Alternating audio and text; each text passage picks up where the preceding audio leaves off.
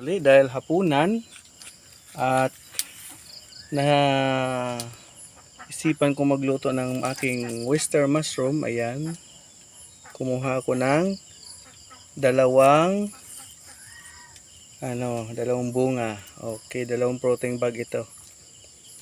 Sasabawan ko lang siya ng malunggay at mas masarap kasi ito mayroon kang sinabawan habang kumakain.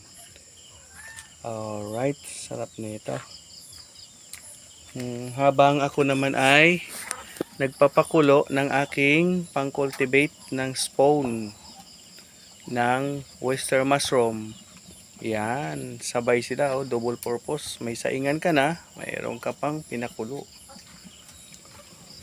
Para hindi sayang yung apoy, kaya naisipan ko magluto.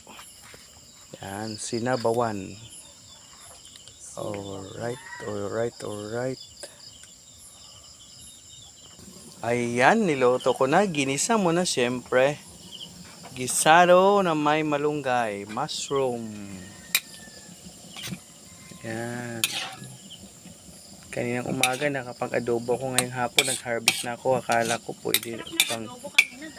ko pang bukas kailangan nang i-harvest kasi pag nag-overripe na siya, mag-yellow na, magde-dry na. So, yan ang ng oyster mushroom.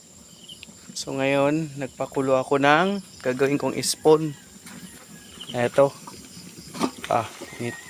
Yan nakalagay sa sako. So, kailangan magagawa ko ng spoon para mag mother culture uli, para mas mapadami yung aking mushroom. Dahil may mga protein bag pa ako ditong lalagyan ng mga binhi.